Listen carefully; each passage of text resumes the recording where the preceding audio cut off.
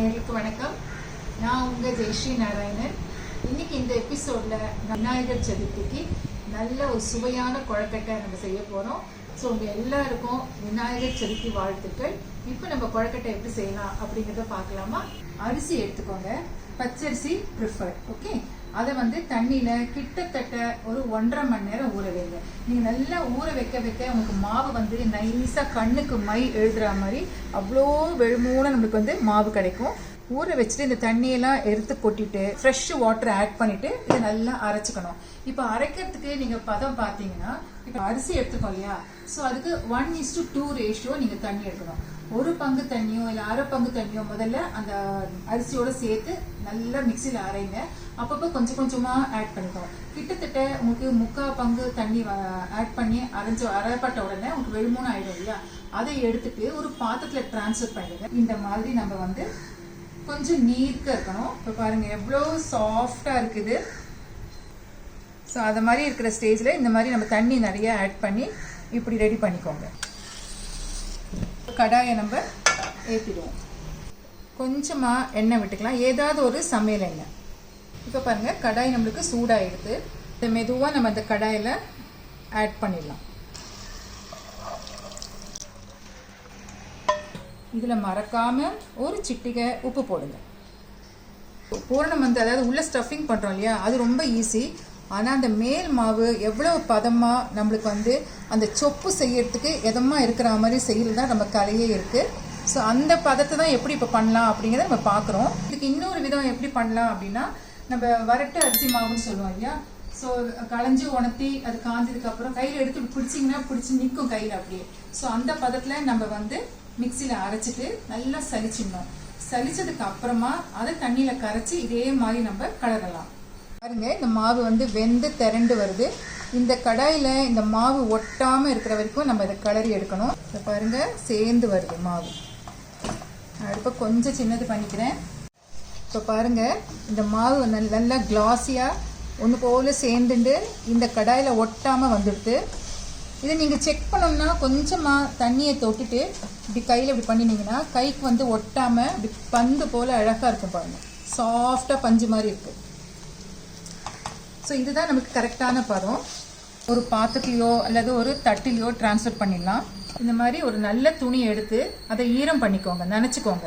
நனைச்சிட்டு இந்த மாவு மேலே இந்த துணியை அப்படியே போட்டு மூடி வச்சுருங்க. ஏன்னா நம்மளுக்கு இது வெடிக்கக்கூடாது மாவு. ஸோ அதனால ஈரப்பதத்தோடு இருக்கணும். கொஞ்சம் ஆறுனதுக்கப்புறம் நம்ம எடுத்து பிசைஞ்சு பண்ணும்போது வசதியாக இருக்கும். கிட்டத்தட்ட ஒரு 10 நிமிஷம் இது அப்படியே விட்டுருங்க, ஆறட்டும். இதையும் பார்ப்போம். வா, சூப்பராக இருக்குது பாருங்கள் மாவு. அப்படியே பஞ்சு போல் பளபளன்னு அவ்வளோ அழகாக இருக்குது பாருங்கள். இந்த மாதிரி தொட்டு பார்க்கும்போது கையில் ஒட்டக்கூடாது மாவு. இதுக்கு உள்ளே ஸ்டஃபிங்க்கு பூரணம் நம்ம செய்யணும். முக்கியமாக அது உப்பு கொழக்கட்டை செய்வாங்க, இல்லைன்னா வெள்ளை கொழக்கட்டை செய்வாங்க. ஸோ இப்போ பார்த்தீங்கன்னா நான் 2 இங்கே ரெடி பண்ணி வச்சுருக்கேன். ஸோ இதில் வெள்ளத்தை பாகு வச்சுட்டு அதில் தேங்காய் ஏலக்காய் எல்லாம் போட்டு கிளறி கெட்டியாக எடுத்து வச்சுருக்கேன். இதுதான் நான் ஒரு வகையான கொழக்கட்டைக்கு ஸ்டஃப் பண்ண போகிறேன். அடுத்தது பார்த்தீங்கன்னா உப்பு கொழக்கட்டை. ஸோ உப்பு கொழக்கட்டைக்கு நம்ம ரெகுலராக இந்த சதுர்த்திக்கு செய்யக்கூடிய பயத்தம்பருப்பு கொஞ்ச நேரம் ஊற வைக்கணும். அதுக்கப்புறம் வானிலையில் எண்ணெயை நல்லா சுட வச்சுட்டு அதில் கடுகு, உளுத்தம்பருப்பு, மிளகா வத்தல், துளியூண்டு பெருங்காயம் போட்டு தாளிங்க. அதுக்கப்புறமா கருவேப்பிலை எல்லாம் போட்டு நல்லா தாளிச்சதுக்கப்புறம் ஊற வச்சிருக்கிற இந்த பயத்தம்பருப்பையும் அதில் போட்டு நம்ம ஒரு பரட்டிட்டா போகிறோம். ஏன்னா பருப்பு சின்ன சைஸ் இல்லையா, ஸோ சீக்கிரம் ஆவியில் வைக்கும்போது வெந்துடும். உங்களுக்கு எந்த விதமான ப்ராப்ளமும் வராது. அதுக்கப்புறம் அதில் நான் கொஞ்சம் கார்னிஷ் பண்ணுறதுக்கு கொத்தமல்லி ஆட் பண்ணியிருக்கேன். ஸோ இந்த 2 ஐட்டம் தான் இன்றைக்கி நம்ம இப்போ ஸ்டஃப் பண்ண போகிறோம். ஸோ ஈஸியாக 2 இப்போ நம்ம பார்த்துருக்கோம் இல்லையா. இப்போ எப்படி சொப்பு பண்ணலாம் அப்படிங்கிறத பார்க்கலாம். நீங்கள் இப்போ கொழக்கட்டை பண்ணுற வரைக்கும் இந்த ஈரத்துணியை இது மேலே மூடியே வைங்க. கொஞ்சம் கொஞ்சமாக மாவு எடுத்து நம்ம சொப்பு செய்யலாம். அப்போ தான் இந்த சொப்பு விரியாமல் உங்கள்கிட்ட இந்த நீங்கள் என்ன ஷேப் பண்ணுறீங்களோ அது அழகாக வரும். கையில் கொஞ்சம் தொட்டுக்கோங்க. துணியை லேசாக நகர்த்திட்டு வேணுங்கிற அளவுக்கு மட்டும் நம்ம இந்த மாவு எடுக்கணும். இப்போ பாருங்கள் கையில் ஒட்டாமல் எவ்வளவு சாஃப்டாக இருக்குது பாருங்கள். இதை நம்ம மூடி வச்சுருவோம். அடுத்தடுத்து நம்ம செய்யறதுக்கு வசதியாக இருக்கும். இப்போ கையில் கொஞ்சம் எண்ணெயை தடவிட்டு மாவை எடுத்துக்கோங்க. ஒரு எண்டில் இப்படி ஆரம்பித்து மெதுவாக கையை இந்த வலது கையோட கட்டை விரலால் அப்படியே மெதுவாக செஞ்சுட்டே வந்தீங்கன்னா அழகான ஒரு சொப்பு கிடைக்கும். கொஞ்சம் பண்ணதுக்கு அப்புறமா இந்த உள்ளங்கையில் வச்சுட்டு இந்த கையால் நம்ம வந்து இந்த சென்டரில் அப்படியே பண்ணினீங்கன்னா இன்னும் ஒரு டெப்த்து கிடைக்கும். ஸோ ஃபில்லிங் வந்து நம்மளுக்கு கொஞ்சம் எக்ஸ்ட்ரா கூட நம்ம இதில் ஃபில் பண்ணலாம். இப்போ பாருங்கள், எங்கேயாவது விரிஞ்சிருக்கா பாருங்கள், ஓரத்தில் ஸ்மூத்தாக அழகாக நம்ம சொல்கிறபடி பேச்சு கேட்குற மாதிரி அவ்வளோ ஒரு அருமையான சொப்பு நம்மளுக்கு இப்போ ரெடியாக இருக்குது. ஸோ கொஞ்சம் பள்ளம் கொடுத்துக்கலாம். இங்கே இதில் நம்ம ஸ்டஃப் பண்ண போகிறோம். இந்த பூரணம் கொஞ்சம் எடுத்துப்போம். நம்ம இதோட சென்டர் பகுதியில் வச்சிடலாம். இதை இப்போ மெதுவாக இதெல்லாம் சேர்த்து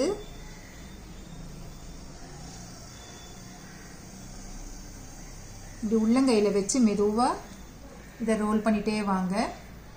நம்மளுக்கு கொழுக்கட்டை ரெடி ஆகிடுது. ஸோ இதை நம்ம ஆவியில் வச்சு எடுக்கணும். ரெடி ஆனதுக்கப்புறம் ஒரு இட்லி தட்டில் நம்ம இதை வச்சிடலாம். இது வந்து ஒரு விதமான இது கையில் செய்யறது. இன்னொன்று, உங்கள் வீட்டில் குட்டி பசங்க இருந்தால் இந்த மாதிரி வீட்டு வேலையெல்லாம் கொஞ்சம் இன்வால்வ் பண்ண வைக்கலாம் இல்லையா? ஸோ அவங்களுக்கு ஒரு இன்ட்ரெஸ்ட் இருக்கும். அண்ட் ரெண்டாவது அதே சமயம் அவங்க கற்றுப்பாங்க. ஸோ அதுக்கு இந்த மாதிரி நம்மளுக்கு கடைகளில் மோல்டு கிடைக்கிது. ஸோ இந்த மோல்டு வாங்கிக்கலாம். இது உள்ள நம்ம கொஞ்சம் எண்ணெய் தடவிடுவோம். மேல் மாவு கொஞ்சம் எடுத்துக்கலாம். நல்லா ஒரு பால் மாதிரி அதை ரோல் பண்ணிக்கோங்க. இந்த மேல் மாவை இது உள்ளே அப்படி போட்டுட்டு சென்டர்லேருந்து இந்த சைடுக்கு இந்த மாவை கொஞ்சம் கொஞ்சமாக அப்படியே புஷ் பண்ணுங்கள். அந்த ஷேப் எக்ஸாக்ட் ஷேப் வர மாதிரி புஷ் பண்ணுங்கள்.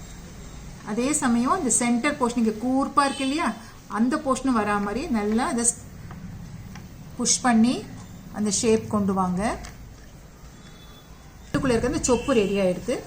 பூரணம் ஃபில் பண்ணலாம். இந்த பூரணத்தை இது உள்ள மெதுவாக போட்டுட்டு இன்னும் கொஞ்சம் மேல் மாவு எடுத்துப்போம். இதை கையாலேயே ஒரு ஃப்ளாட்டன் பண்ணிப்போம். இது மேலே வச்சு இதை க்ளோஸ் பண்ணிடலாம். பேஸ் இது. இப்போது இதில் இருக்கிற இந்த ஸ்க்ரூவை மெதுவாக கழட்டிட்டு இதை ஓப்பன் பண்ணிடலாம். நம்ம ஓப்பன் பண்ணோன்னா உங்கள் வீட்டு குட்டி பசங்க செய்யக்கூடிய வகையில் அழகான ஒரு மோதகம் கொழுக்கட்டை ரெடி ஆகிடும். கண்டிப்பாக அவங்க என்ஜாய் பண்ணுவாங்க இது செய்யறதுக்கு. இப்போது உப்பு கொழுக்கட்டை பண்ணுறதுக்கு நம்மளுக்கு இந்த பூரணம் தயாராக இருக்குது. பயத்தம்பருப்பு பூரணம். கொஞ்சம் மாவு எடுத்துப்போம். நம்ம நீங்கள் செய்யும்போது கண்டிப்பாக மாவு எடுத்ததுக்கப்புறம் அந்த ஈர துணியாலே இதை மூடியே வைங்க. அப்போ தான் உங்களுக்கு வந்து விரிசல் விடாமல் உங்களுக்கு சொப்பு அழகாக வரும். இந்த அளவுக்கு கணிசமான அளவுக்கு மாவு எடுத்துருக்கோம், மேல் மாவு. இதை பால் மாதிரி உருட்டிக்கோங்க. அப்புறமா இந்த மாதிரி ஓவல் ஷேப்புக்கு இதை ரோல் பண்ணிக்கலாம். இதில் வந்து இந்த பூரணம், பயத்தம்பருப்பு பூரணம் கொஞ்சம் ஃபில் பண்ணிப்போம். இப்போது இந்த ரெண்டு சைட்ஸையும் இப்படி சென்டரில் கொண்டு வந்துட்டு போட் ஷேப்பில் நம்ம இதை பண்ண போகிறோம். ஸோ முதல்ல இந்த சென்டரில் ஒரு ப்ரெஸ் கொடுத்துக்கோங்க. அப்புறமா சைட்ஸில் இந்த பக்கம் கவர் பண்ணிடலாம். அதே மாதிரி இடதுகை பக்கம் இருக்கிறதையும் நம்ம வந்து க்ளோஸ் பண்ணிடுவோம். ஸோ இப்போ நல்லா இதை சீல் பண்ணிட்டோன்னா நம்மளுக்கு இந்த பூரணம் வந்து இந்த மாவை விட்டு வெளில வராது. ஸோ உப்பு கொழுக்கட்டை எப்போதுமே இந்த மாதிரி தான் செய்வாங்க. அதான் ரொம்ப விசேஷம், எஸ்பெஷலி ஃபார் சதுர்த்திக்கு. அப்புறம் கையில் இப்படி உள்ளங்கையில் வச்சுட்டு ஒரு லேசர் ப்ரெஸ் பண்ணிங்கன்னா ஒன்று போல் நம்மளுக்கு எல்லா கொழுக்கட்டையும் ஒரே ஷேப்பில் நம்மளுக்கு வரும். இப்போ பார்த்தீங்கன்னா நம்மளுக்கு மோடில் செஞ்ச கொழுக்கட்டை ரெடியாக இருக்குது. கையால் நம்ம சொப்பு செஞ்சு ஃபில் பண்ண வெள்ளை கொழுக்கட்டையும் ரெடியாக இருக்குது. அதை தவிர உப்பு கொழுக்கட்டை ஒரு போட் ஷேப்பில் நம்ம பண்ணியிருக்கோம். தயாரித்து வச்சுருக்கிற அந்த மேல் மாவில் பூரணம் ஸ்டஃப் பண்ணி இட்லி தட்டில் வச்சு ஆவியில் இதை வேக வச்சு எடுத்துருவோம். எடுத்தோன்னா ஒரு சூப்பரான ஒரு வெள்ளை கொழுக்கட்டை அண்ட் உப்பு கொழுக்கட்டை சதுர்த்திக்கு ரெடி ஆகிடுது.